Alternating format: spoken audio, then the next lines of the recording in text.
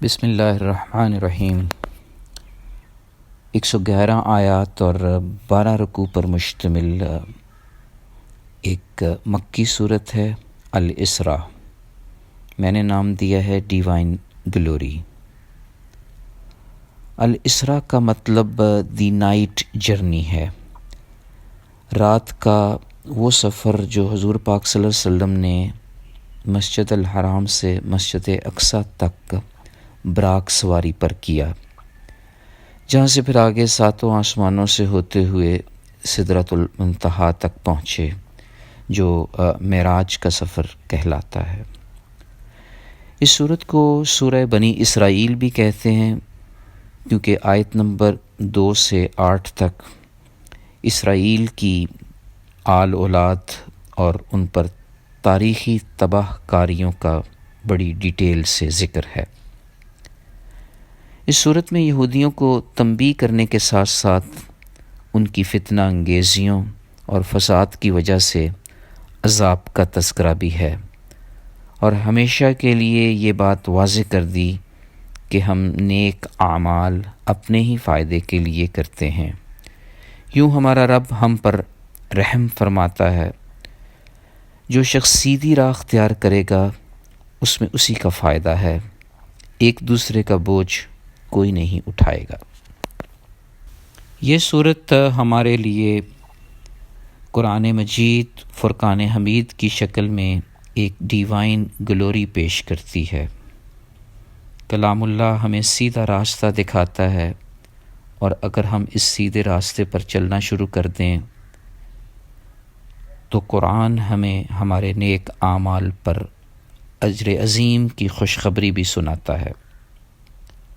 آیت نمبر 82 میں تو واضح کر دیا کہ قرآن میں جو کچھ بھی نازل ہوتا ہے وہ باعث شفا اور رحمت ہے، یقیناً جسمانی اور روحانی دونوں اعتبار سے۔ مسلم کی ایک بڑی شاندار حدیث ہے کہ قرآن کریم اللہ تعالیٰ کی مضبوط رسی ہے، جو اسے تھام لے گا وہ ہدایت پر ہوگا، جو اس کو چھوڑ دے گا وہ گمراہ ہو جائے گا۔ اللہ رب العزت نے قرآن کو حق کے ساتھ نازل کیا، مثالیں دے کر اور تھوڑا تھوڑا کر کے، تاکہ لوگوں کو سمجھنے میں آسانی ہو۔ اہل علم اس قرآن کو سن کر ٹھوڑیوں کے بل سجدے میں گر پڑتے ہیں، اور یہ فرقان حمید ان کے خشوع و خضوع کو مزید بڑھاتا ہے۔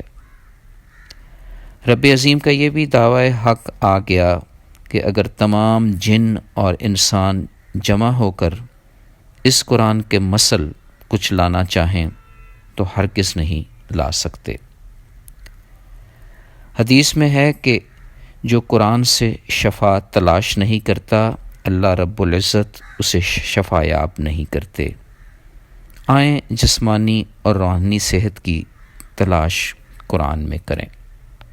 پھر اس صورت میں ہمیں مال و دولت خرچ کرنے کے آداب بھی بتائے جا رہے ہیں۔ نہ بیجا اسراف، نہ حد سے زیادہ کنجوسی، بس اعتدال کا درس ہے۔ بخاری کی ایک حدیث ہے کہ بہترین صدقہ وہ ہے جس کے بعد آدمی صدقہ لینے کے قابل نہ رہے۔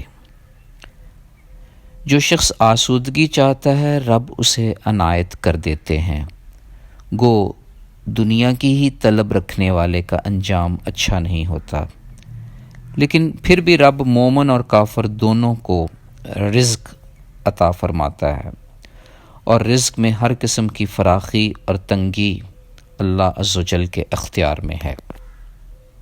اس شاندار ڈیوائن گلوری میں والدین کے ساتھ حسن سلوک کا حکم ہے۔ انہیں اف بھی نہ کہو اور ادب و احترام سے بات کرو، جذبہ رحمت سے عاجزی و انکساری کا مظاہرہ کرو۔ حدیث نبوی ہے کہ رب کی رضا والدین کی رضا میں ہے۔ ہمیں آیت نمبر 24 کی یہ دعا بھی ہمیشہ پڑھتے رہنا چاہیے کہ رب ارحم ارحمہما کما ربیانی صغیرا، اے میرے رب جس طرح انہوں نے بچپن میں میری پرورش کی اسی طرح ان پر رحم فرما۔ اس کے ساتھ ساتھ رشتہ داروں، مساکین اور مسافروں کے ساتھ اچھے سلوک کا بھی حکم ہے۔ ہمارے علم میں آیا کہ کائنات کی ہر چیز اللہ کی تسبیح بیان کرتی ہے، حمد پڑھتی ہے، مگر ہم اسے سن اور سمجھ نہیں سکتے۔ حدیث ہے کہ چیونٹیاں اللہ کی تسبیح بیان کرتی ہیں۔ تو پھر یہ ساری چیزیں نہایت ادب سے ہمیں یہ شرم دلا رہی ہیں کہ ہم بھی سبحان کی ثنا پڑھتے رہیں۔ رب کے سارے ہی نام عمدہ ہیں، ہم اپنی دعا اور نماز میں اس کو کسی بھی نام سے پکار سکتے ہیں۔ ہمیں یہ شعور بھی ملا کہ جس چیز کا علم نہ ہو اس کے پیچھے نہ پڑیں، بدگمانی کریں، نہ کسی کی ٹو میں رہیں، بس اپنی نمازوں کی پابندی کریں، خاص طور پر فجر کے وقت قرآن پڑھیں کیونکہ اس وقت فرشتوں کی حاضری ہوتی ہے۔ تہجد کی نماز پڑھنے پر حضور پاک صلی اللہ علیہ وآلہ وسلم کو مقام محمود کی بشارت دی جا رہی ہے۔ یقیناً ہم اس اسپیشل سنت پر عمل پیرا ہو کر رب کی اسپیشل نعمتوں کے حقدار ٹھہر سکتے ہیں۔ اس خوبصورت صورت میں قرآن پاک کا ذکر 14 بار ڈائریکٹلی اور انڈائریکٹلی آیا ہے، جو در حقیقت ہماری توجہ دلا رہا ہے کہ ہم نے اس قرآن کو اپنی زندگی کا اوڑھنا بچھونا بنانا ہے۔ یہی قرآن ہماری روح کو تر و تازگی بخشے گا، انسانیت سے محبت کے سارے رشتے قائم کرے گا، نفرتوں کو مٹائے گا، الفتوں کو جگائے گا۔ شاندار ڈیوائن گلوری اللہ نے ہمارے ہاتھ میں تھما دی ہے۔ بہت احتیاط کی ضرورت ہے، کیونکہ ہمیں یہ بات بھی ذہن میں رکھنی چاہیے کہ قرآن روز قیامت اپنے رب سے شکایت کرے گا کہ لوگ میری تلاوت تو کرتے رہے مگر مجھ پر عمل پیرا نہیں ہوئے۔ اس مناسبت سے قرآن ہم پر 2 حق رکھتا ہے۔ پہلا یہ کہ قرآن پاک کو سمجھ کر ٹھہر ٹھہر کر پڑھا جائے، اور دوسری بات یہ کہ اس پر عمل کرنے کی ہر ممکن کوشش کی جائے، تب ہی پھر ہم ایک گلوریس لائف کا مزہ لے سکتے ہیں۔ فی امان اللہ، اللہ حافظ۔